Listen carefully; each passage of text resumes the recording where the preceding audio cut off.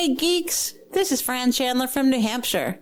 When I'm not crying on Soarin' or pulling on that yellow strap as soon as I sit down, I'm geeking on Walt Disney World with Curtis and the whole geekin' family.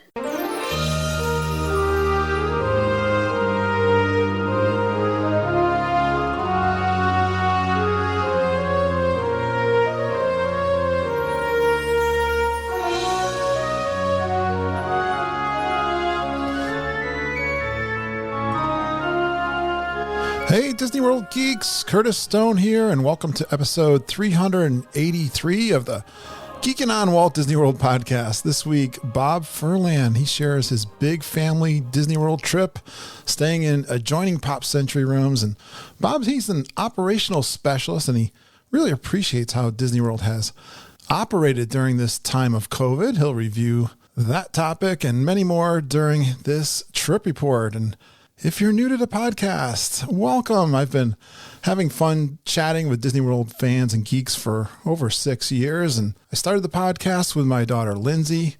We started talking about our Disney World trips, and then we brought on other Disney geeks, our friends, to tell their trip stories. We find our listeners to be so positive, caring, and generous, and we do encourage a family atmosphere here in the podcast. Before too long, they started calling me their podfather, and I continue to bring on you, the listeners, to tell your Disney World stories. We'd love for you to join our Geekin' family. First, subscribe to the podcast, and then go out to Facebook. We have a great, positive, private Facebook group. Look for Geekin' on WDW Family and request an invite for that. You'll get a few questions that I'll have you answer, and I'll take a look at your answers and then get you into the private Facebook group. But that's where we chat about Disney World every single day. If you've got questions, you'll get some great responses from me and so many of the listeners that are experts in Disney World travel. We're also independent Disney authorized travel agents with Fairy Tale Concierge. Mama and Auntie Judy can help you book your trips to Disney World. Now, usually we have a segment called the Traveling Tips with the Traveling Tiaras. Well, Auntie Judy is traveling as I speak right now. She's on her way to Disney World because we have the Grand Geeking Gathering, what we call the G3. This is our second time we're having a big family reunion down in Disney World. I'm getting so excited. I fly down Wednesday of this week as I'm recording this on Sunday, and I'll tell you a little bit more about that and a chance for you to win some prizes, some Geekin' swag, even if you're not at the event this week and then into the weekend. I've got 2 games that you can play to win, so listen after the trip report here with Bob Furlan. So first, let's get into Bob Furlan's trip report. This is a big family trip for Bob, and they get 2 Pop Century adjoining rooms. Bob was one of Mama's clients. He does recommend the Traveling Tiaras as travel agents. Thank you, Bob. He goes to Sanaa for a meal. Also over to City Walk at Universal, a sports bar over there. I always love to hear restaurants, even when they're over at City Walk at Universal. Oh, we were talking about fantasy football, I think, during this chat a little bit. And I just want to report, I did win my fantasy football Super Bowl. So little update there if you hear that chatter during this interview. And he does Cinderella's Royal Table. They get the carnivore skillet at Whispering Canyon. Some great food. Yak and Yeti, the full menu. Flame Tree Barbecue. You know how much I love barbecue. Mama Melrose, another one we hear a lot here on the podcast that people enjoy. They do the Regal Eagle for the first time. I'm so excited. I'm going to be doing that one for the first time coming up too. You'll hear some pixie dust moments, some tips, and his experience and reflections of this unique time down at Disney World, again with his operational specialist, and he just marvels at the Disney operations. Well, I love a big family trip, don't you? As I get ready for the Grand Geeking Gathering, the family reunion for our podcast, why don't you join me now with Bob and share with his family the joy of a Disney World trip with our big Geekin' family.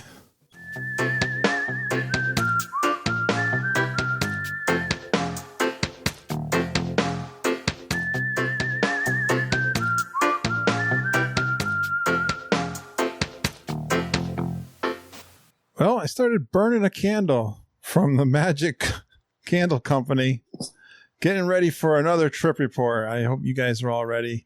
Looking forward to doing this one, as I am with all the geeks that come on, especially someone who booked a trip with Mama, I believe. We'll have to ask him that. I forgot to ask him. I think that's true. I was telling Mama I was interviewing him tonight. Let's bring him on. He's got some great 3 fun Walt Disney World facts on his first visit to Disney World in the fall of 1976. So he's been going there for a while. He stayed in the East Wing of the Contemporary Resort. That's awesome. He Disney mooned at the Polynesian in 1983. Reminds me of Auntie Judy's talked about that too. His wife won Magic Kingdom Club contest trip to Walt Disney World. We got to ask him about all these. These are really cool. Please give a warm Geek and Family welcome to Bob Furlan.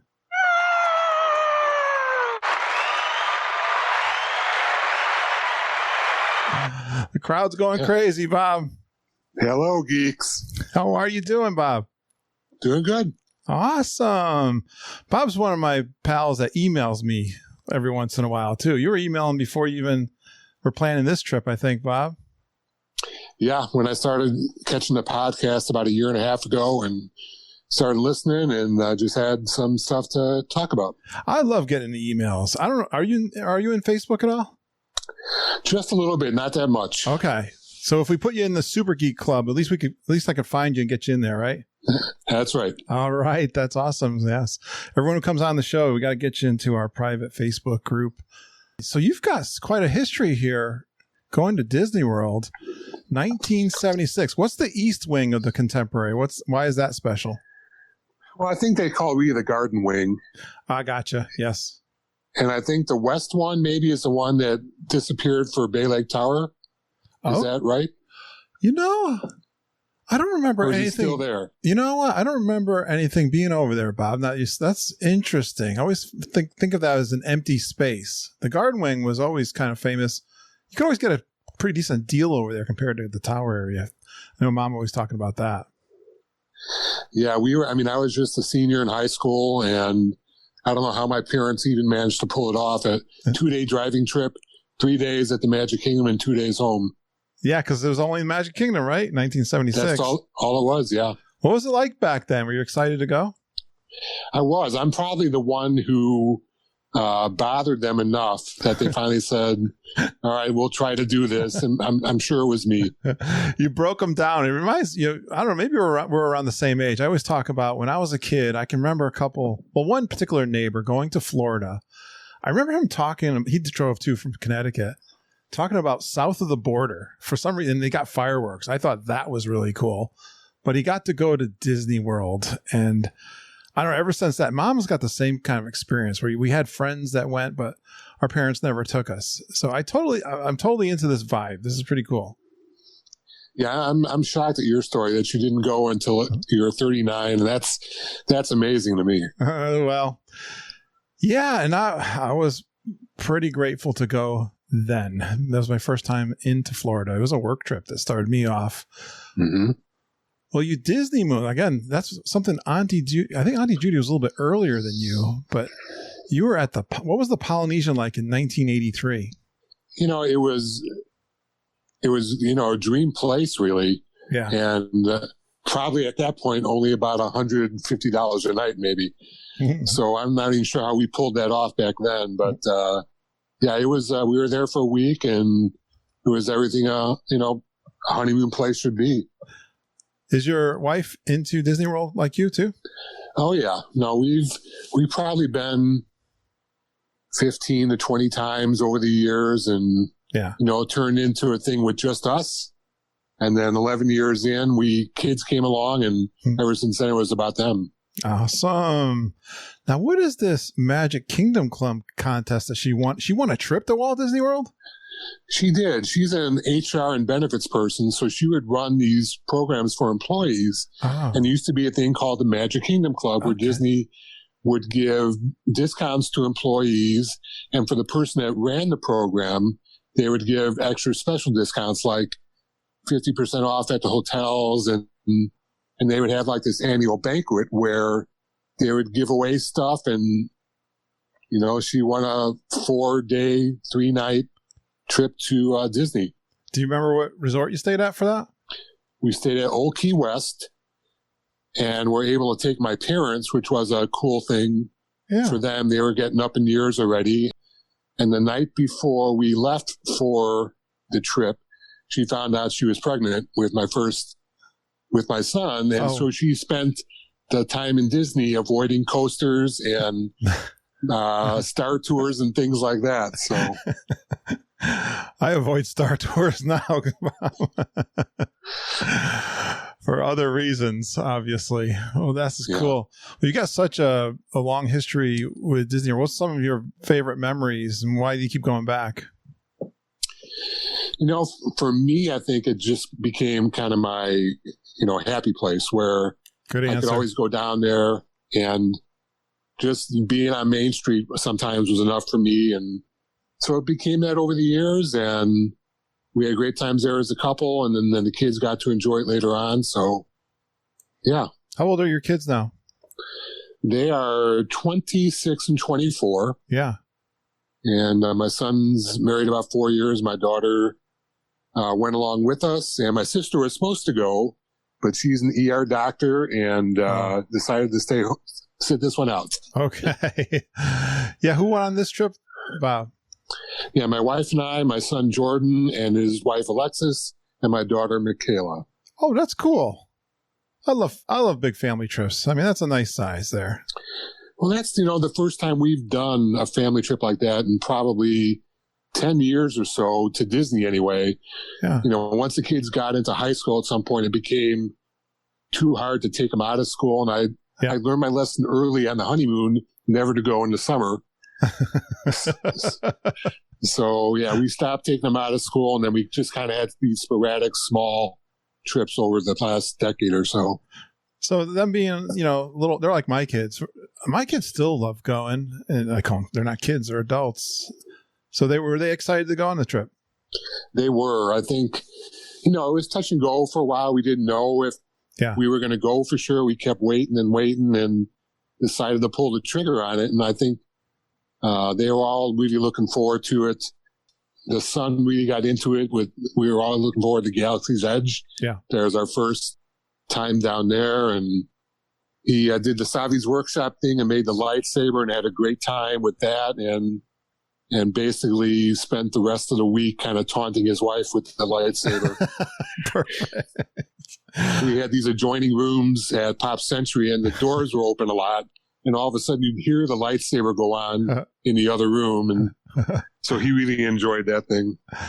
But we've had some folks say that is the best experience at Disney World, making the lightsaber. Yeah, it's not a very long experience, so 15 or 20 minutes, but just the fact that you get to make it and choose your parts and all that. And he grew up a second generation or third generation Star Wars kid. Sure. So it was a big deal for him. Yeah, my kids were big into Star Wars too. We had at that point, you get the DVDs and all that stuff too. I think we had the VHS tapes even when they were smaller. Oh, absolutely. Right. Bought the set of DVDs, and they still love that stuff. Especially my son, Ben. Yeah. I think I was showing it to him when he was 4 or 5 years old. And that's about the time that the prequels came out, episodes 1, 2, and 3. And so he's been on top of it ever since. So cool.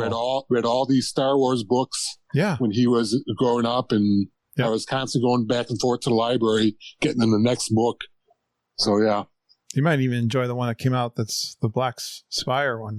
I know Glenn Kessler has talked about that. Mm-hmm. See how that land fits into the whole story? Yeah, yeah. So what's been kind of your favorite resort, you think, over the years, Bob? If you had your choice, what would be your top 3? Well, I still love Polynesian. I just haven't stayed there since then officially. Yeah. My kids got to go back there once. My sister took them. When my wife was doing the Magic Kingdom Club thing, we got to stay at Grand Floridian once. Yeah. So that was tremendous. Pop Century was a new experience for us.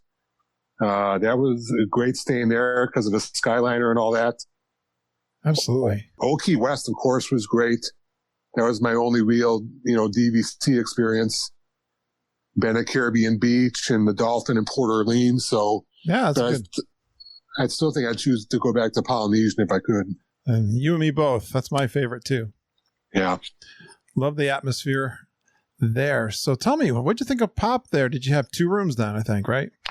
We had 2 adjoining rooms. We had 3 of us in one, and my son and his wife in the other. And, it's probably this, we've stayed in an all-star resort too in the past.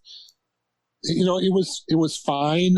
I think if any of us had to do any more work during the week, staying in a bigger room might have been a little bit better. Mm. With the Pop, you've got the pull-down Murphy bed, or else you had the desk, and sometimes we had to make that choice when we needed the desk. You had to do some work? Yeah. You had to work on vacation? Yeah, we all did some at least. I didn't have that much to do this time, but yeah. Oh, that makes me sad. Oh, that's okay. It wasn't too bad. I'm useless for work when I'm on vacation. I try to that's disengage. Good. I try to disengage. No, that's good. That's good. I've had some interruptions, but yeah. So Pop Century, first time riding the Skyliner then? First time. Yeah, I mean, if you feel you can get by with a smaller room, the advantage of being at Pop with the Skyliner, I think we all really enjoyed. We took that to the parks for 3 separate days, and It was terrific. How'd Mama do as your travel agent? Mama and Judy were great, of course. You work with Judy too? And I think just a little bit, mostly Mama. A tag team. We kind of had to shift gears. We had all these reservations made and all these dining things done, and then everything happened, and they canceled everything. And so we kind of rebooted and restarted and got moved from, I think, All Star Music to Pop when they decided to close those resorts. Okay. And I think it worked out to our advantage. Yeah. Did you get how did that work out then? Yeah. Did you get anything for the move? Or I think we got a preferred room. Yeah, there you go. Which was great. Close to the Skyliner in the dining area. I think that's an upgrade. Yeah. I think it is. Yeah, I think it was. I think, I'm not saying nothing bad against the All-Stars, but I do like Pop better. Yeah, I think being on a Skyliner makes a whole lot of difference. Sure does. Did you try any of the food there in the food court? We ate there a couple times. I think what a lot of people end up doing, like we do, we spend the day in the park, and your eating schedule doesn't necessarily match up with how your day ends, and then you're left to either eat somewhere in the park just before you leave, or grab something at the dining area when you get back. Yeah, exactly. It's convenient. It is. They do pretty good over there. Yeah, I thought they actually had more selection than a lot of the counter service stuff that we dealt with over the week. Okay. Did you have some dining reservations at the end when you finally? Yeah. No, we rebooted. Didn't get to do some of the stuff, obviously, like Boma and Ohana and things like that. We got there on Sunday, and our first stop was really Animal Kingdom Lodge for Sana. Or Sana, however it's pronounced. Yeah. Of course, right on our way there, the Florida monsoon hit. And then I found out they have a parking garage, so all was well. Yes, that is a bonus. They got underneath there. They got a big parking garage, true, at the Kidani. I stayed there once before, but I don't remember that at all. So, yeah, I was over there. I might have missed it too, but I remember Ken bringing the car over, and he mentioned it was down underneath the garage, and we stayed there. So. Yeah, I see you got a New York strip steak at Sanaa. Kind of surprises me. Isn't it more of an Indian flavored restaurant? It is. I'm not the most adventurous person with food. The rest of my family is. I'm like you. We got a lot of likes so far. We got Polynesian. Yeah. We got New York strip steaks. Yeah, there's nothing wrong with that. I can usually find something I like. Bread service is awesome too, right? The bread service, of course, we had to start with that. And my son and daughter-in-law and really like Indian food. They've been to India a couple times. Oh, wow. So they were right at home with that. It's not all Indian food, though, is it? No, not all. It's kind of a little bit of a mixture there. Yeah. So you guys enjoyed that? Was that your first time at Sanaa? It was first time there. I don't think the time that we stayed at Animal King Lodge that we ate there, I doubt it. Yeah. That was like 13 years ago. So it's a little out of the way too, if you're at the lodge even. Yeah. Oh yeah. But I was trying to find something unique to do that first night that wasn't in Disney Springs and wasn't in a park. So that kind of narrows it down a bit. Yeah. How was the transportation getting around besides the Skyliner? Well, we did rent a car. All right. So we drove to Kingdom Lodge. We drove to Transportation Ticket Center and Animal Kingdom for the times that we were there. Okay. And we spent one meal off site at Universal City Walk. Oh, what'd you try over there? NBC Sports Bar. I forget exactly what it's called. Okay. Yeah, so we ate over there on a football Sunday. Oh yeah, the games are going. Yep. That sounds like fun. You into football? I am. I'm a big football guy on Sunday with NFL Red Zone and play a little fantasy football. So yeah. No wonder you like me, Bob, on my podcast. That's right. I do that too. I don't know if you knew that. I was this close of starting a Geek and Fantasy Football League. Maybe I should do that. I think you would get some takers there. I think, I play in a it's just for fun. We don't play for money, but I am into it. Matter of fact, how you doing this year? Because I'm second place and I'm going into playoffs. I had a bye this past week.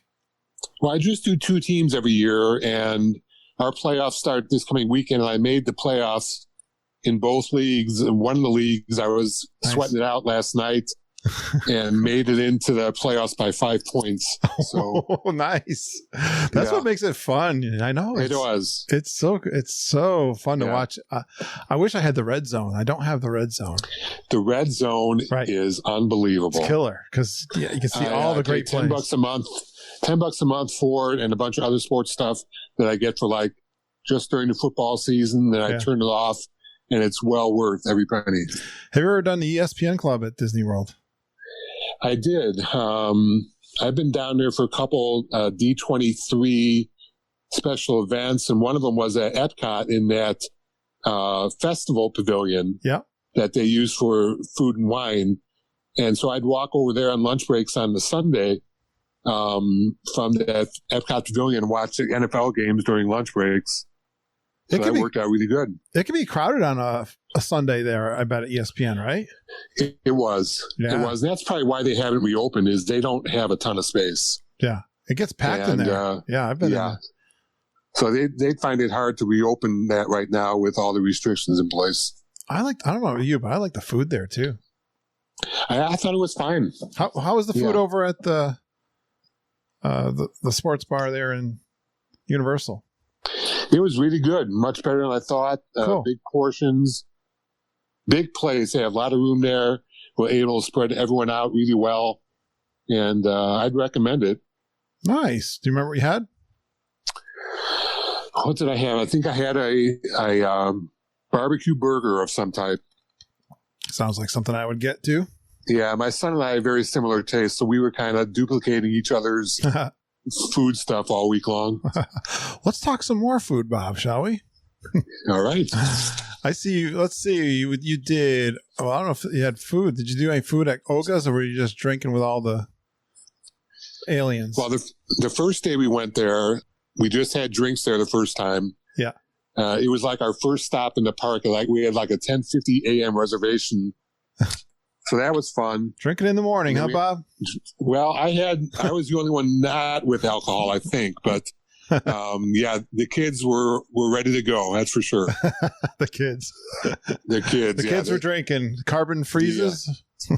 That's what I had. The carbon freeze was the non-alcoholic one. That was fun and tremendous. What's that? Is that smoke or something coming out of it? It's a bubbly and smoky thing. Yeah. What's it flavored with? Is it like a slushy kind of thing? No, just like pineapple and strawberry and mango and that type of thing. I like all that. Yeah, I'm a big fruit juice guy. Oh, yeah. And the second time we went back there a few days later, I tried one of their concoctions, which was also fun. And then everyone else ended up ordering them too. So, yeah, we had our fun at Oga's. I think a concoction is the right word for that place. Yeah, yeah. You don't know what you get when in an alien outpost like that, do you?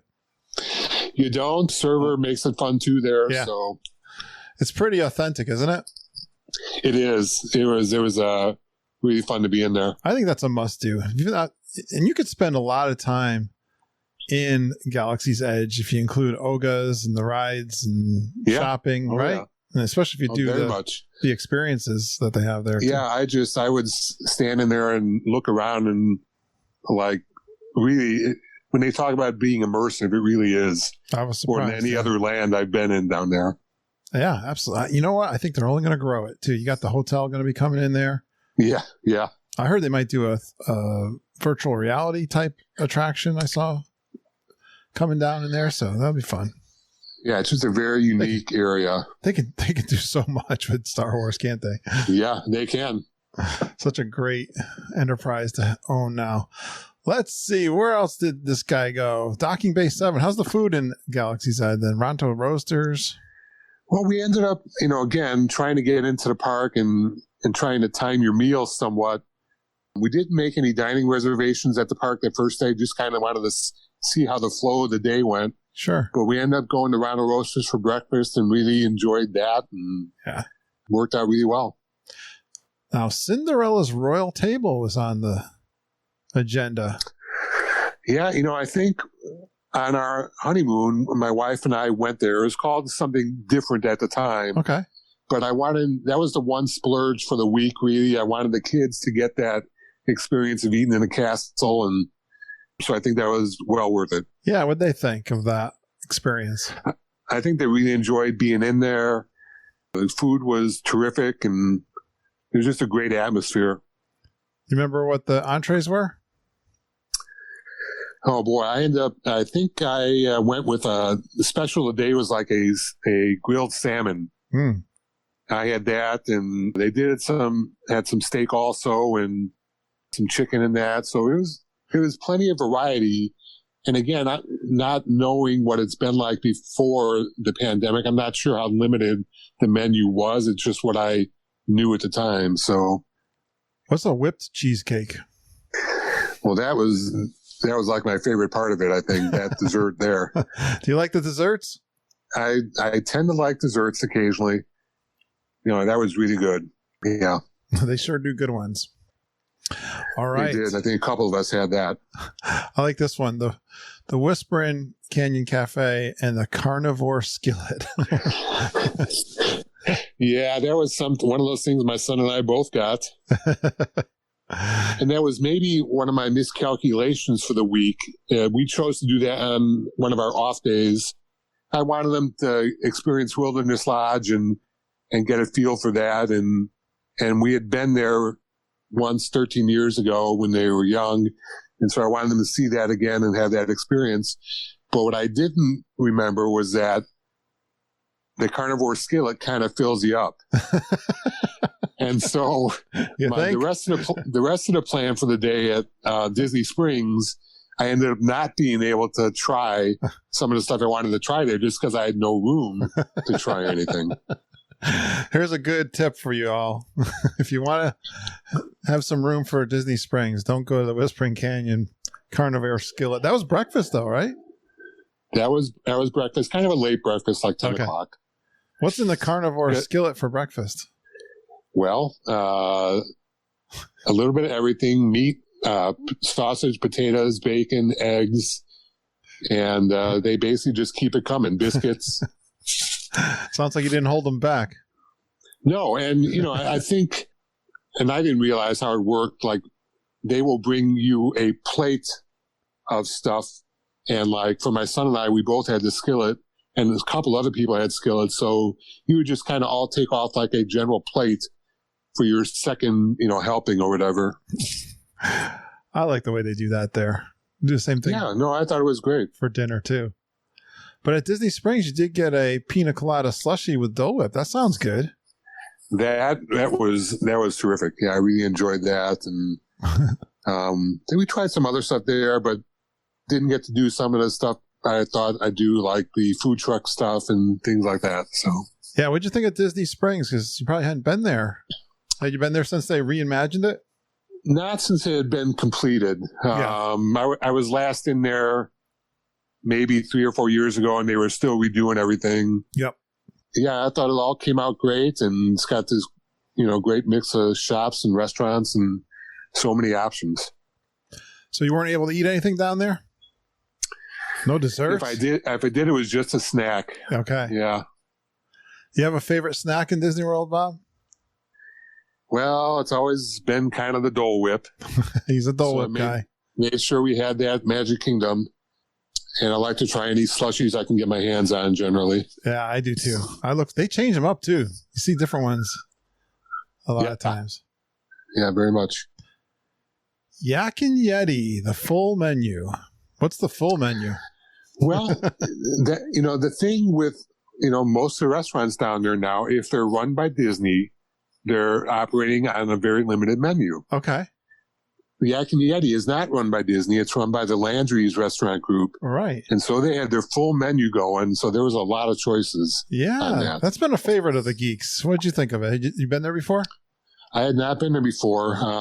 Really enjoyed it. A lot of choices. I think I had like a sweet and sour chicken, something like that. Yeah. I love Chinese food like that. I guess it's Chinese food, right? Sort of. But it was more Asian, I guess. Yeah. Yeah. I know. I'm trying to think of the menu myself, but I'm not that adventurous too, but that one's good. They got the Korean ribs, I think, don't they too? I think that. I think they had that also. Yeah. They got a burger people talk about a lot. Yeah, I wanted. Kobe I was thinking Kobe burger. Yes, that was one of the choices. That was all. I think that was my second choice. Sometimes it's hard, isn't it? It is. Especially a full menu like that. They're staring at it. Yeah. Flame Tree Barbecue. Is that one of your favorites? Well, I've been wanting to try it. I mean, we haven't had a lot of exposure to Animal Kingdom in the last 10 years or so. So Flame Tree was one I knew I wanted to get to. Yeah. And so I really enjoyed the mac and cheese with pulled pork there. Would you go back? Oh, yeah, I'd definitely go back. I think my only comment on that would be the portions there seemed a little small compared to maybe other places I was in. Okay. Oh, you did Mama Melrose too. Yeah, Mama Melrose. We decided to make one dining reservation in Hollywood Studios that second time. And of course, our reservation was at 1:40. Okay. And everyone knows it happens at 2:00 in Hollywood Studios. So we're all on our phones at 2:00 trying to get on Rise of Resistance. Yeah. We got in second straight time. Yeah. Is this, you got the boarding group 86? We got the backup boarding group. Ended up getting in about 4 p.m. on that one. We just had this in our private Facebook group. People were talking about, someone who was down there just now said they got in 2:00 and it said back. Does the app say backup boarding group? And then you're kind of worried because it sounds like you're in a backup group or something. That was definitely part of our thoughts. But as we watched the progression, the app going through the day, you could tell eventually that it just meant you're number 89 and you're not backup group 89. Did you feel like it was running pretty good? I know when I was there back in February, sometimes it looked like it was down a lot. Do you feel it was kind of up and running pretty good? I think it was running really well. Nice. I think just before we got there, it was when they increased capacity by installing the plexiglass on the ride, and that enabled them to maybe double their capacity on the ride just before we got there. Now, it sounds like you guys, as a family, rode some new stuff for the first time. Was there kind of a consensus of what was everyone talking about for the new stuff they did? Well, definitely the stuff in Galaxy's Edge. I think the technology on Ride of Resistance was, pretty astounding. Yeah. Unlike anything you would have experienced anywhere else, really. Yeah, it's very modern, right? Yeah, and just the concept of how that ride works and interacts, and it's just kind of crazy. It's an experience, right? Yeah, very much. Did you do the Mickey's Railway? Yeah, Mickey's Railway. The first day we were there, I mean, really both days, the ride wait was a constant 70 or 80 minutes all day long. So we had kept hearing the advice to wait it out, wait till later in the day when the wait times start dropping, And it really ended up being one of the last things we did on our first day in Hollywood Studios. Oh, did that work out then, that strategy? It worked out, yeah. Oh, cool. Oh, I'm so glad you got on it. And it kind of worked out that way with Slinky Dog on the second day we were there. So you're not rope dropping at all, Bob? Right before we left, of course, they changed the rider resistance queue time from 7 a.m. to 10 a.m., which I think was a game changer for how you approach going to the park.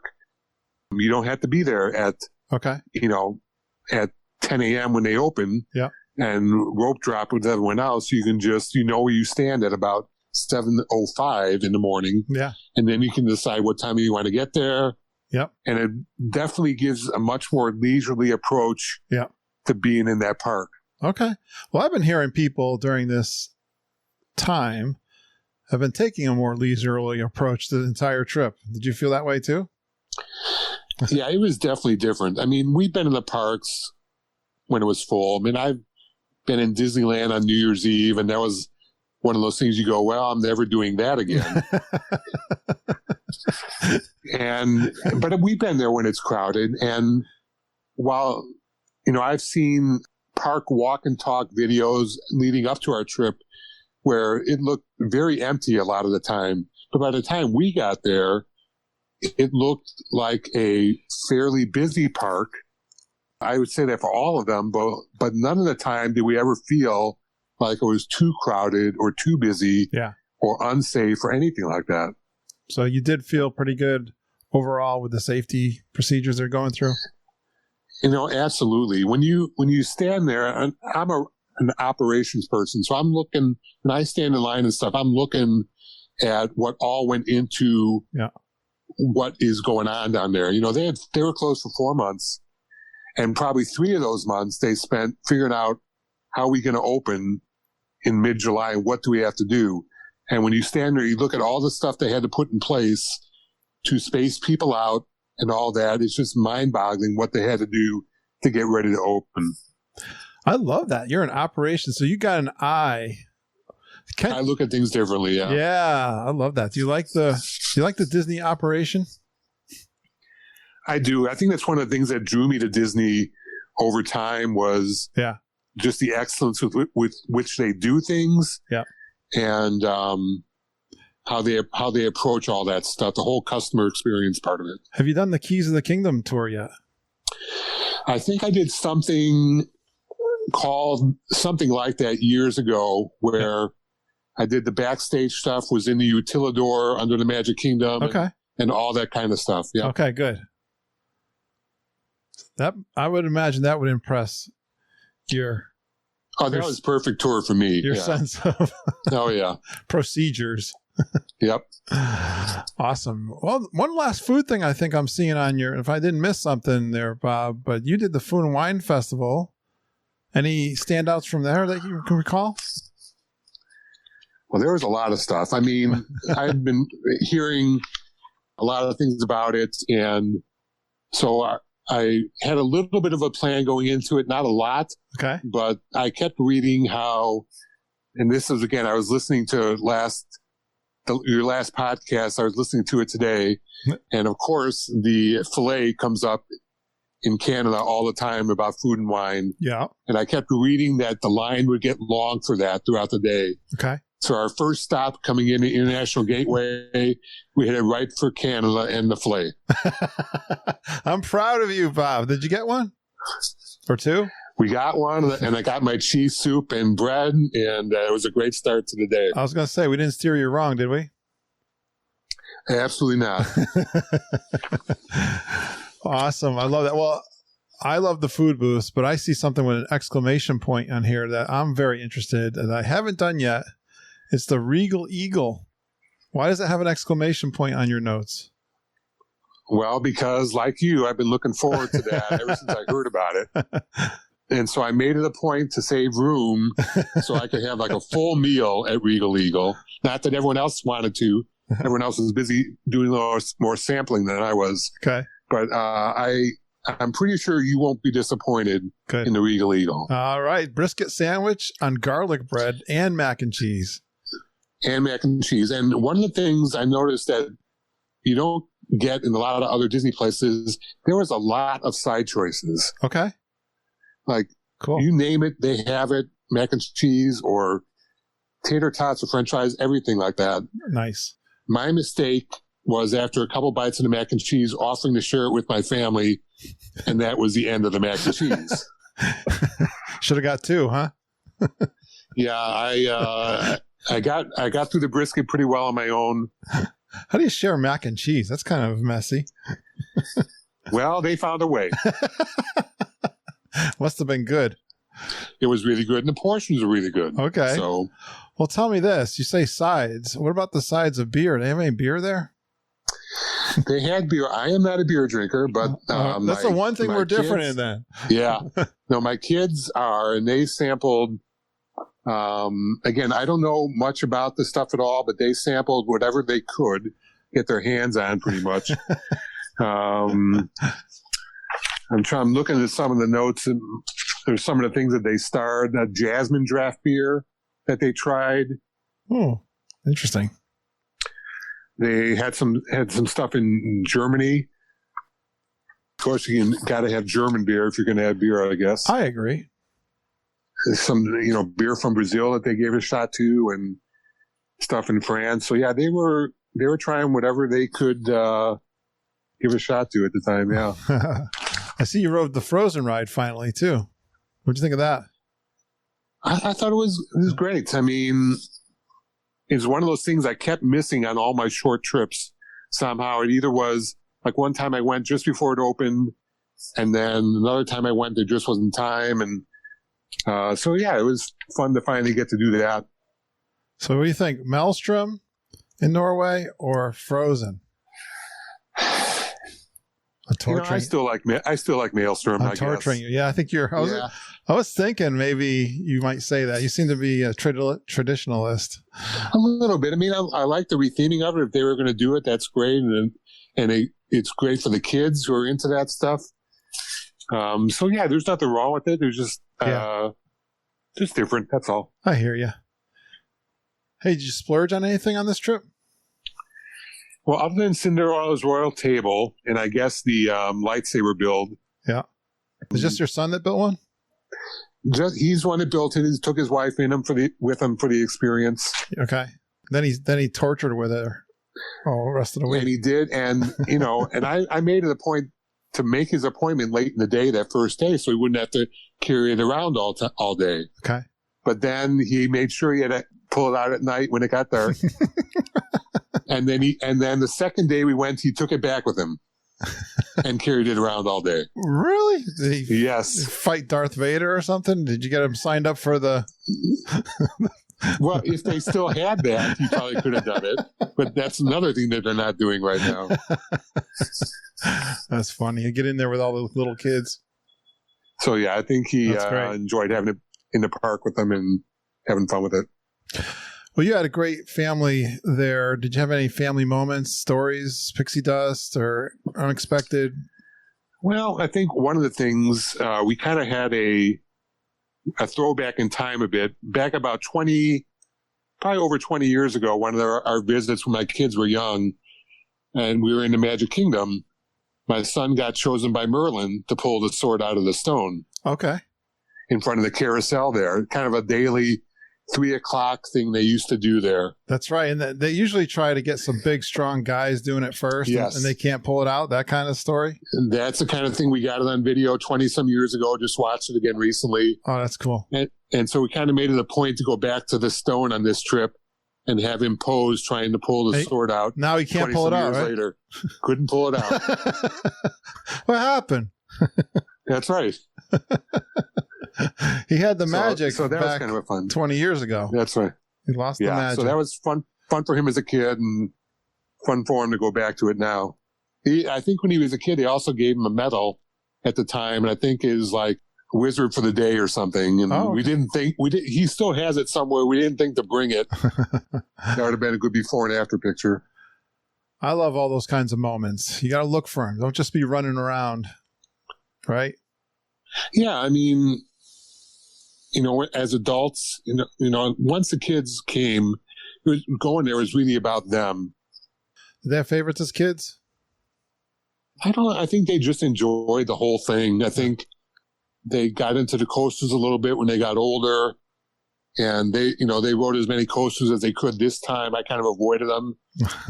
I used to go on them all, and I'm just not, doing that much stuff now these days with that. So how did you try Flight of Passage?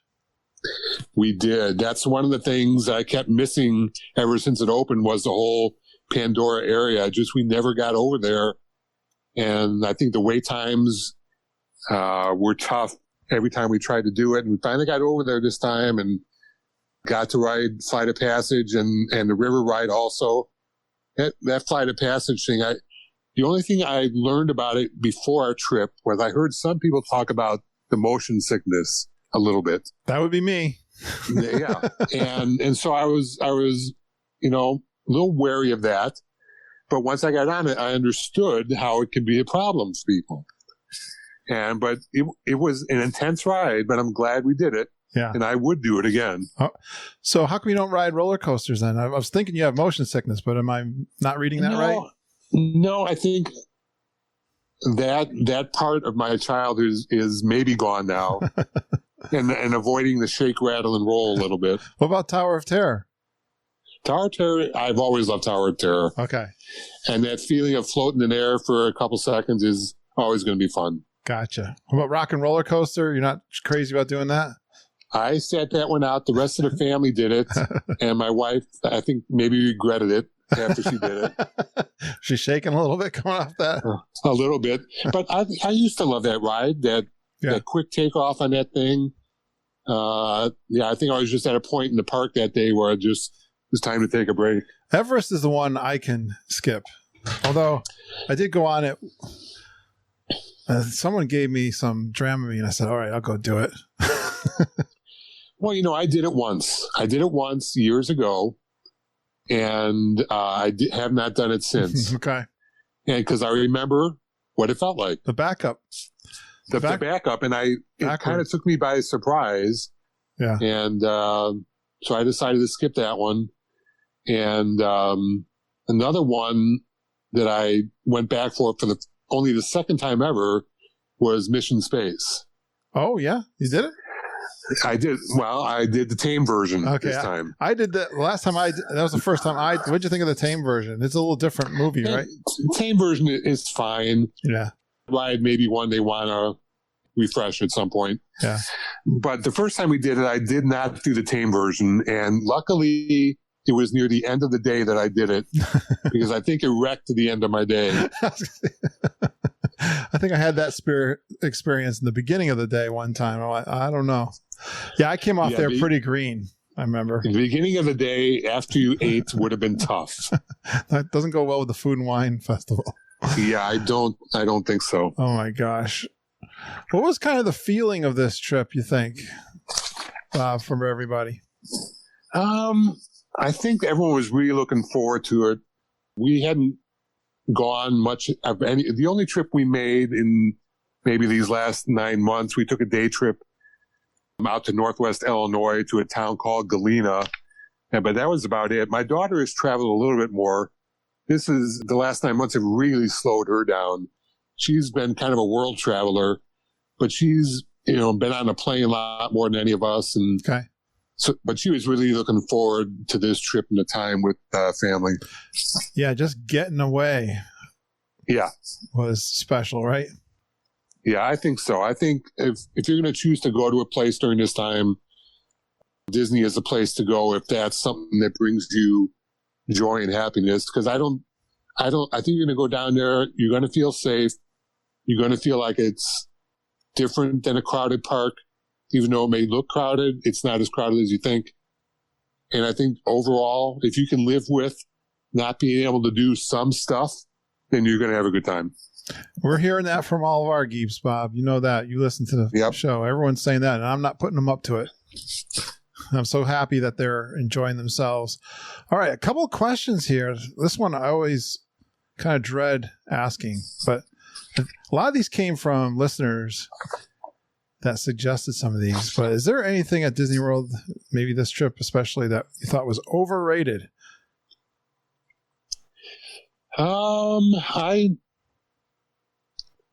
maybe Mickey's Runaway Railway. Maybe. Ooh, really? We only did it once. I would have liked to have tried it a second time. Okay.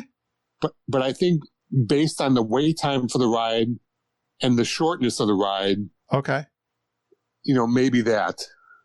But other than that, you're struggling on this question. Yeah, other than some stuff being closed, that's about it. I mean, we would have loved to have done a dessert party at Epcot. We talk about that all the time, and that was one of the things that got canceled on us. But maybe next time. Those are very popular. You mentioned, I was thinking about this New Year's. I had that same feeling like you do. Like, I don't like the big crowds. I don't even like at home. I don't even stay up for New Year's. And so we did New Year's one time at Epcot, but I got a second wind, and I actually had a really good time. It was kind of a spectacle to experience. Well, I think Epcot and being in Magic Kingdom will be two different things. Yeah, Magic Kingdom's probably wall to wall, like you can't move. Yeah, well, that's how it was at Disneyland, and it was, you literally could not move. That makes me a little anxious. Yeah. I gotcha. Well, it was just, it's like, how am I going to get out of here? Everyone's headed for the park exit at the same time. Well, this question I do like. What do you think is underrated at Disney World? Well, I don't know if it's hard to underrate Galaxy's Edge, but we would be standing in the park just kind of taking it in and looking around. And it's like, you really feel like you're someplace different. Yeah. And you don't get that everywhere else. I think what makes a difference in that park is the different or lack of signage, where you have to actually, you ask like, okay, so where is Oga's? Yeah. Where is all these places I see on a map, but I don't see any signs for them. And okay, yeah. I think their intentionality in making that different, I think, makes a huge difference. Pandora comes close to that too, right? As far as it did, right? Yeah, it really did. We were really hoping to get to see that area at night, but again, with the park closing at 5:00, that wasn't going to happen this time. Yep, that's definitely a good tip too. Do you have a routine or something that's your favorite to do every single time you go to Disney World? Other than trying to find as many opportunities for a Dole Whip as possible, I don't. Wow, what about my Citrus Swirl, Bob? I love Citrus Swirl. Oh, okay. They're just probably not as easy to find. No, that's true. The Dole Whip used to be harder to find. If you weren't in Adventureland, or at the Polynesian, you didn't have a place to get it. And now it's like, it seems you got multiple places you can get it. Where else can you get a Dole Whip that I might not know? Well, I had that little surprise at Disney Springs where they kind of plopped it on top of a slushie. And I didn't know that. And I'm trying to think of where else I saw it, but just didn't get it a second time.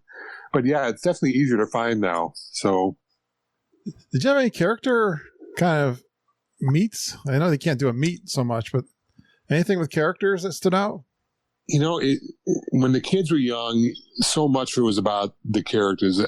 I can't believe all the video we have of them hugging the characters and being with them in that. And when my son was small, they had one of those princess meet and greet areas. I forget what they used to call it. But he was in a tent with Mary Poppins and Cinderella and I think Belle. And it was one of those times where he had them to himself. Okay. And they doted on this little 2-year-old. And he came out of that with lipstick kiss marks on him and everything else. And so I think that if you have small kids now, I think that's a part you may miss, especially if they have never experienced that before.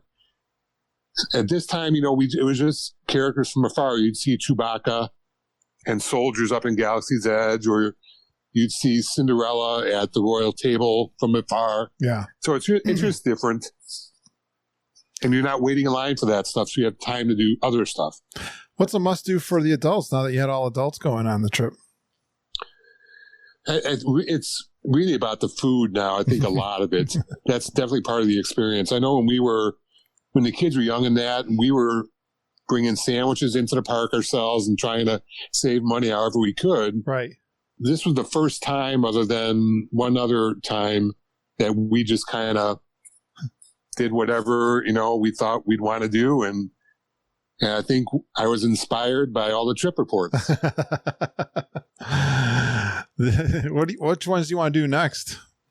Have you not done, you were mentioning Boma and Ohana. Boma and Ohana. You not done those before? Never done them. Nope. Oh boy. Yeah. I can't wait till you do those. Well, I mean, the stuff that used to be a buffet, I mean, they're still not doing it, and probably will be a while before that style comes back. So, which one do you think was the favorite for you guys on this trip of the ones you did? Oh boy, I think they really love Sanaa. I really love Mama Melrose. I could have made a meal out of their bread, probably. Is that one you've been to before? No, I don't think I've ever been to that one. I would say, I'm actually surprised how many people rave about Mama Melrose. No, it was terrific. What'd you have there? It's Italian, right? Chicken parm. Oh, I'm a big fan of chicken parm too. Yeah. It was a good chicken parm then. A very good chicken parm. A lot of cheese. Really good portions. Yeah. A lot of cheese. Great sauce. How were the cast members in there? They were great. I mean, it wasn't, it didn't seem super busy at the time we were there. Okay. And of course, we had just placed our orders and we're all on the phone getting Rise of Resistance boarding passes. So that was kind of made it a little more fun, I think. Not paying attention to the restaurant too much. Yeah. Did you learn anything new on this trip? Yeah, I would say the opportunity to enjoy more of the food than we have in the past. I think that's something that I think we all enjoyed this time, and that's a big part of it. Think you'll do it again? Look to plan more ADRs as you look into the next trip? Yeah, maybe. I mean, one of the places that I told my kids about, and I said, in Epcot, you got to go to the Mexican Pavilion. And in your honor, my daughter-in-law had the lime margarita. Frozen? The frozen lime margarita. That's right. Well, thank you very much. Did I steer her in the right direction? Oh, yeah. Yeah, they never had that before? Enjoyed that. No, I don't think so. That was my wife and I. She was actually the inspiration from that for the most part, but I picked up on it pretty quickly too. I mean, she always raved about the frozen lime margarita and the consistency of the ice, and boy, it's got a little bit of a kick that gets you started for World Showcase. I'll tell you that. Yeah, I think we actually made 3 rounds around World Showcase. In one day?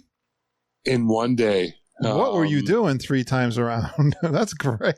Well, they kept trying new stuff every time. That's quite. I wonder how many steps that is. That's a pretty good haul. It was some of them were tracking it. I wasn't.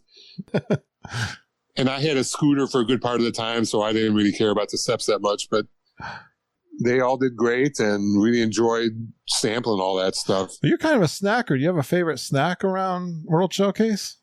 Is there a spot there that you're like, yeah, I got to hit that? I'm trying to think. I think there's something I missed. I was wanting to get to, and I think the rain had something to do with it on that particular day. There was somewhere over by Test Track. There's a donut place over there. Oh yeah, that I managed to miss somehow. I know what you're talking about. But I mean, like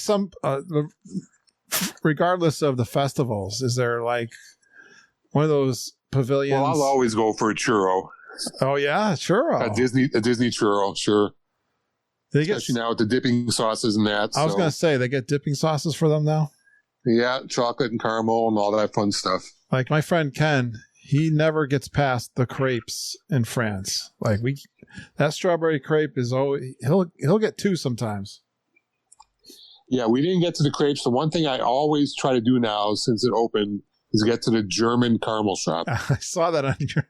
I've got to have something from there. Yeah, what's your favorite in there? Because I know they got the popcorn. They had the caramel corn, and I had a cookie with caramel on it, and all that stuff is fantastic. Because you guys were there just before Thanksgiving, right? Was there anything relative to the holiday that was noteworthy? I mean, I don't think so. I think it was the last week of Food and Wine, so everything was focused on finishing that out. Yeah. Making that transition to the festival they're doing now. So, yeah, it was it's a great time to visit. The weather was really good, and the whole Food and Wine thing made it terrific. So you missed out on the big, hurricane side swiping rain? Yeah, we just had a little bit of rain in Epcot, which caused us to miss out on test track because, of course, they kept shutting it down because of the rain. We had rain in Hollywood Studios a little bit that probably helped us get on Slinky Dog faster than normal. But yeah, other than that, we had almost no rain. Well, sounds good. Yeah. A little cool at night, but that's okay. So what's your best tip for a newcomer or best strategies, Bob, that you would share? I would say the planning is definitely important. Yeah. But you got to build in time to do whatever. And because there's always going to be something that comes up that you want to do, and you don't want plans in place to, screw that up. That's why we didn't make a lot of dining reservations in Hollywood Studios, because we didn't know what it was going to be like. And so we wanted to, be open to being available for whatever came up. Can you think of an example of something that you kind of change your on the fly? I think the chance to do Slinky Dog. Yeah. Because it was getting late, I think, in that second day, and we just gotten off of Rise of Resistance and thought, well, let's go over and give it a shot. And then the rain kind of cleared people out, and then we were able to, just get on it. Well, that's a roller coaster. I didn't think you went on those. That one was, I had to try. just tame enough. Would you do it again? At this point. Yeah. Oh, yeah. I would do that one again. Yeah, that's a good one. That doesn't, it's like you said, it's tame. Well, it's still kind of exhilarating, I think. Oh, definitely. Right? Yeah, definitely. It's fun. Yep. Perfect. Wow. Did we miss anything, Bob, that you'd like to cover and we didn't? Yeah, I think patience is part of it. I think the waiting game in Hollywood Studios is a big part of it, especially on the rides. We keep seeing those long wait times on the app. Again, unless you're going to rope drop and be first one in, you're going to get that. And you just kind of have to be ready to wait it out. Did you find, though, the wait times were accurate? I think in general, they were accurate. A couple instances where maybe things went quicker than they should. And I think that's part of that is still them getting a handle for measuring how the queue out in the general areas is different from the queue inside the ride. Yeah, sounds like that's the general consensus I've been hearing. It's usually a little, maybe even more than a little, less than what they have posted. And, yeah, I think in general, I don't think there was anything that we were on where it was much longer than what they stated it would be. Because sometimes you'll see a big, huge line queuing up. Isn't that intimidating? But did you try some of those and still it kind of moved? Yeah, there was, I think it was Slinky Dog Dash the first day where that line never seemed to end. And we've said, well, we'll try it again on Friday. Yeah. Yeah, but that was really the only one I think that was like that. And I think when it's late in the day and you're getting a little tired, the last thing you want to do is wait in one more hour-long ride line. Did you get some resort time? A little bit of resort time. We're not a big pool family. Okay. Especially now that everyone's older, it's not that big of a deal. Yeah. But we, spend most of the nights at the resort. I know my son and daughter-in-law went out one night and did just a Skyliner type cruise visit where they went to Riviera and Caribbean Beach and just kind of visited that. And the kids went out. Good idea. One night and went to a couple of the lounges. Yeah, that's the thing. Someone mentioned this to me, a Skyliner pub crawl. I think that's a fantastic idea if you want to explore, have a cocktail and maybe some snacks, and really, it's a great way to have a relaxing, different kind of experience. Yeah, I think you've got every resort or hotel's got one at least. Yeah, and like Riviera's got a few, I think. Yeah, I love the resorts. I love exploring the resorts. Yeah, no, it's they're just great places to kick back and not do anything. Awesome, dude. Great trip report. Thanks so much for booking your trip with us. We really appreciate it, especially this year.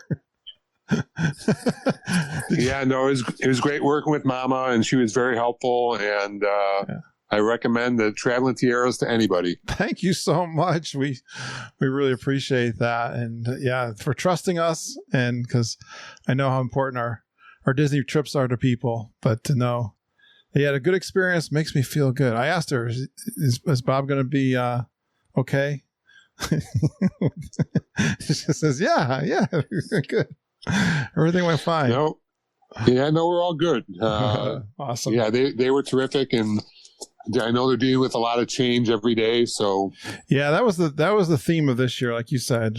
Yeah, there was a lot of working for no pay, a lot of changes for no pay. Yeah, and not anyone's fault. It's just what it was. But yeah, what you thinking? You got another trip coming up? You think next year or something?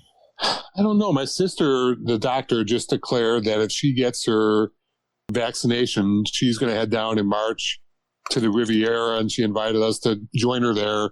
Oh, nice. So we'll see, but I don't know. We'll see. All right. Well, it's always good to have that trip in the future to be looking forward to. Yeah, I mean, when I go again, I'd like there to not have missed some of the stuff that I missed. Yeah. Like, I know we're a few months away from Ratatouille. Yeah. And Space 220. Yep. The Tron ride. Yep. And the whole future world we do. So I'd like to catch all that when it's finally done. You're a true geek, Bob. I can tell a geek when I'm talking to one. We're all thinking the same thing. We're looking forward. Wish we had been more the last 10 years or so, but it's all right. So hopefully we'll start getting back. We're grateful for any time we can spend down there. And I'm grateful for listeners like you, Bob. Thanks for always emailing me. Anytime you need something, you just let us know, all right? We'll do. Stay in touch. And we will. Please stand clear of the doors. Por favor, manténganse alejado de las puertas.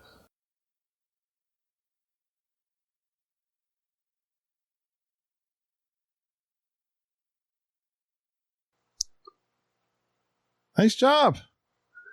Yeah, that was good. You got yourself a trip report. Well, it won't be one of the marathon ones. That's okay. You know, I'm okay with that.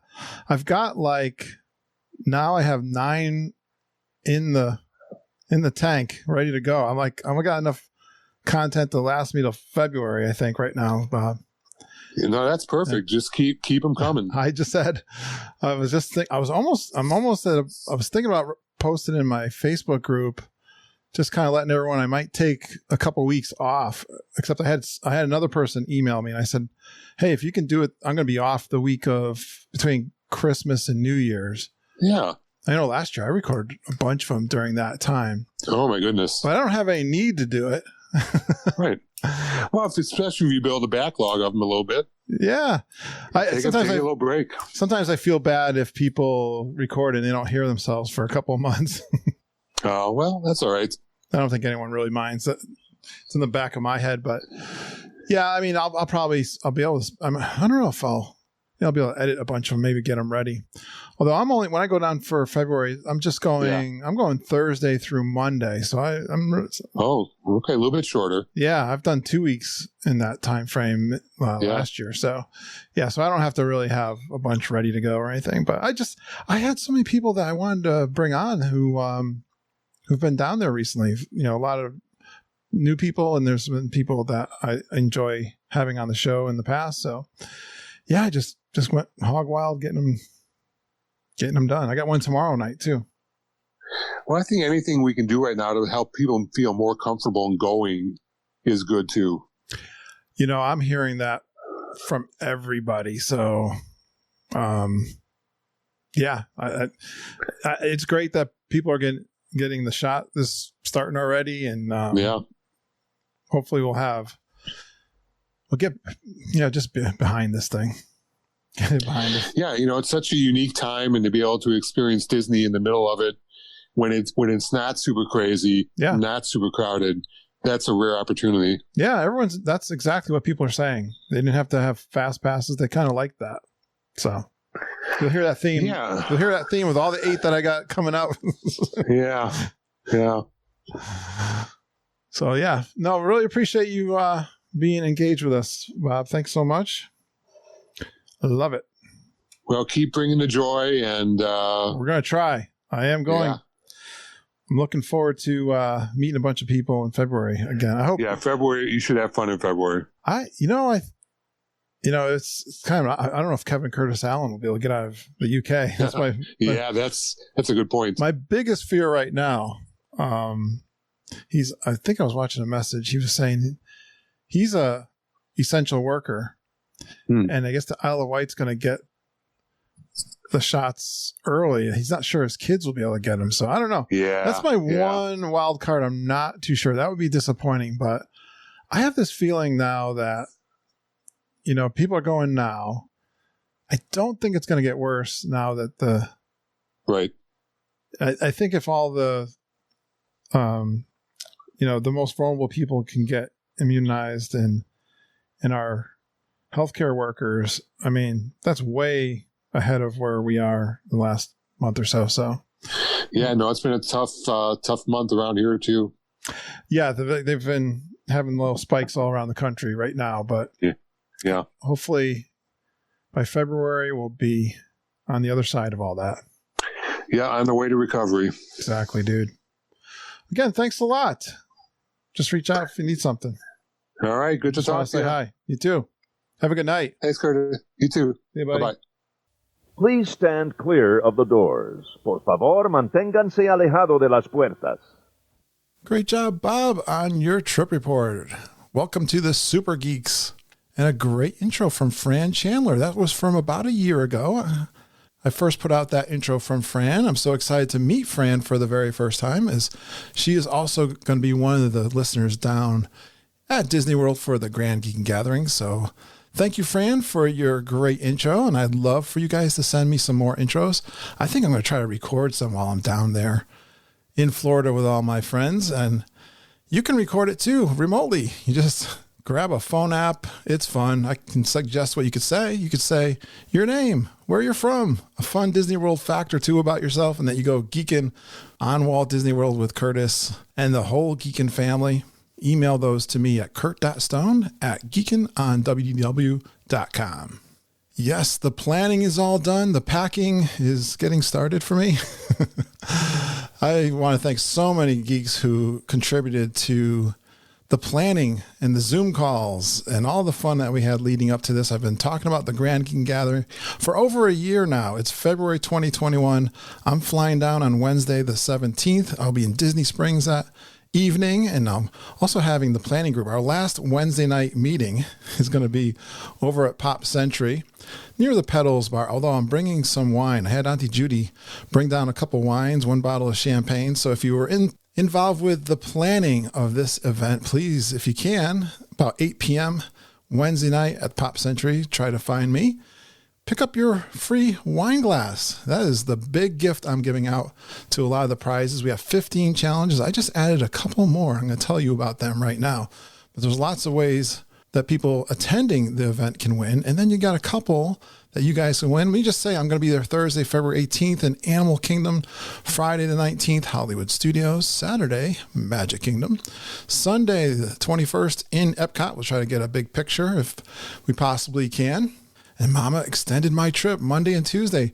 I'll be back at Epcot on Monday, and Tuesday I'm going to be in Hollywood Studios. I know Auntie Judy is doing the droid experience. She's getting a droid. So I'm so excited. I am going for a week. And now let me tell you what you can win, even if you're not at the event. We got a couple of virtual contests going on. One is our bingo game. G3 Virtual Bingo. There's an event posted in our private Facebook group. You can get those details there. Thanks to Jackie Cole and Selena Roll, the sisters. They are putting on this. They have a nice bingo card out there. Go check it out. It starts Friday morning and ends on Sunday. So be creative. For the boxes on the bingo, watch what the geeks are doing in G3 with their photos. When a photo or a video matches the description, comment on the post to check off the box, and then You can document some of the other boxes with a photo.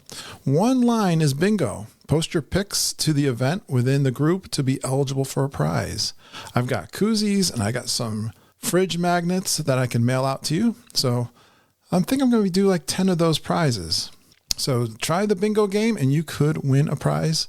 And we'll draw those prizes after Sunday. I believe we'll be doing that. So have fun playing virtual bingo. Again, the details are on the private Facebook group in the event section of that group. If you have any questions, reach out to Jackie Cole, Selena Roll, or myself. Now, the other virtual contest we're having is with a friend of mine. His name is Joe Taylor. Joe and I have been part of a little mini mastermind group for a better part of about 3 years. We meet every Saturday morning at 7:30 on a Zoom call. And Joe's a podcaster. He's had a podcast call On Faith's Edge. You can check that out. He hasn't been recording that one for a little bit of time, and he just started up a brand new podcast. He calls it The Simple Joe. So go out to your favorite podcast app and look for The Simple Joe with Joe Taylor. He's doing this podcast every single day. That is quite a commitment. It's about 15, 20 minutes each episode. He's just trying to get better at podcasting, trying to talk slower, trying not to use those crutch words, think of something interesting to say, and learn how to talk into a microphone without having an interview. He's a very good interviewer. I think he's a very good podcaster, and he's a friend of mine. So we thought up something really fun. Joe is going to be announcing the Geekin' on WW G3 secret word. And so listen to one of his podcasts during this week. He's already recorded one and it's out there, so you could listen to that. And then every day this week, he's going to mention our group, our event, and the secret word. And then you go out to his podcast, thesimplejoe.com/geek, fill out the little form and get entered into a contest drawing. We're giving away 2 long sleeve Geekin' on WDW t-shirts from TeePublic. We'll draw those when I am back from the event, and have fun playing that game. Now, if you're at G3 and you listen and you know the secret word, say the secret word to me when you meet me in person, and I'll have a little drink koozie. Yes, I have koozies. It's one of my favorite things to collect. But if you say the word to me, tell me the secret word, I will hand you over a koozie. So that's a lot of fun Joe and I are doing. I'm really curious how many people will actually play along, listen to his show just once. It won't take you very long, and you'll get the secret word and have fun with that. We're really curious to see who will participate. So those are 2 fun events, and we got lots of other events while you're down there live. We have a live private messenger group going on right now. I started up. Judy's on her way. She's driving. She was just in New Jersey halfway through. I'm checking out the snow. It looks like it's snowing every day this week, except for the day that I'm flying on Wednesday. So that is good. I hope that holds up to be the case. I am really excited to see you guys down there. I'm excited to be back at Disney World. It's been a while. It's been a year. So I am really looking forward to seeing you all down there in Disney World. Well, that's it. I got to go pack. I'll see you when I return. You will have an episode. It's a live recording I put out there from last year's G3 for the day that I'm still away. I hope you enjoy that. That comes from my patreon.com Geekin' on WW live podcasts that I put out there. I'll be recording some more. So if you're interested in being a subscriber to the show, donating to the show, patreon.com, and you can get those live recordings. Until I get back on the mic and talk to you, I'm going to be in Disney World. Watch me on the private Facebook group. I'll be chatting and sharing videos like crazy. Thanks for going geeking on Walt Disney World with us every single day. We really appreciate you listening and geeking with us all the time, geeks. We love you, geeks. Have a magical week, and I hope all your dreams come true.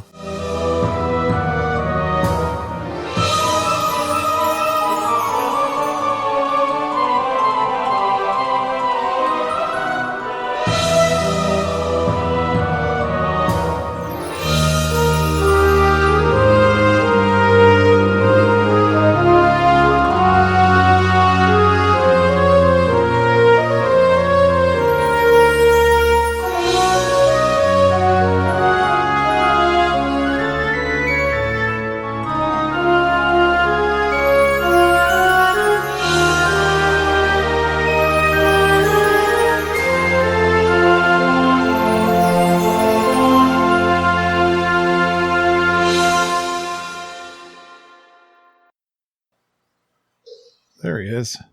There we go. It's connected now. All right. How are you? Good. How you doing? I'm doing good. Welcome to Geekin'. Is that Podcast Central? That's it. It's where all the magic happens. At least for the podcast. How's that new equipment going? Oh, it's awesome. My Rodecaster Pro. Yeah, it's pretty simple. I mean, I suppose I could research into it more, but the only thing now on my mind is getting a matching microphone from Rode to go with it. It sounds good otherwise. This is, I bought this microphone here that I'm using. I kind of liked it better than the ones I was using an Audio-Technica. It's a common podcaster mic. And then when I got the Rodecaster Pro, I tested that one and this one. This is a Shure 58. It's like one of the most popular onstage microphones. Oh, yeah. Sure. It's a big name. Yeah. Not an expensive microphone. Matter of fact, I picked this one up on a whim. One night I was coming home from work and I knew we were having Judy over. This goes back several years ago. We were going to record it at the house and I needed an extra microphone. And so I picked this one up and I've been using it since I got the Rodecaster Pro, actually, funny enough.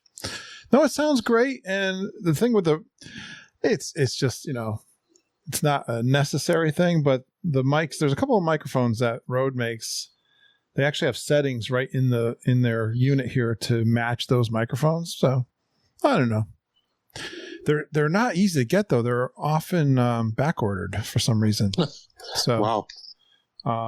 Although I'm saving up my money for February's trip, so yeah, that's right. I asked Santa Claus. Maybe Santa Claus will get me one. But then the other thing I want to have I'd have 4 microphones in case I want to do, because this unit has 4 inputs and 4 outputs. So I could do 4 microphones, in the house here somewhere with it, or if I took it on the road somewhere. So, well, when you get the traveling tiaras all together, you need them, I guess. Yeah, we did that one episode. I don't know recently if you heard with Mom and Judy. We did it downstairs in my family room. Okay. Yeah, that worked out. I don't know why I had some trouble getting it set up, but once I got things settled in there, it sounded really good. Yeah, I wish I had more opportunities to do like that, but most of it's on Zoom now. Yeah. Which is fine. All right. Thanks for your notes. I see lots of food in here. Yeah. No, we did lots of food, that's for sure. We like to cover that. Yeah, I had to have my wife and my daughter kind of review the food and wine list with me because they were probably doing it more of it than I was. Okay. All these details on your history. I don't even know where to start with all that. Yeah, I know. Lots of stuff. Oh, that's cool. Lots of stuff. You're like Judy, way back in the day. Yeah. Oh, yeah. You've been there since the beginning. Almost. Very cool. My wife actually went earlier than I did. Her family went down there, I think maybe the first year they were open. Okay. And they used to drive down there in this big old Ford Econoline van. Yeah. Where are you from, Bob? I'm in the Chicago area, okay. Chicago suburbs. Okay. So we've got others in that area. Yeah. Sure. Well, I'm ready, I guess. You ready? Oh, so when I introduce you, if you know the podcast, I'll do your please give warm geek and family welcome. You'll hear Kermit, and then you'll hear the crowd, the studio.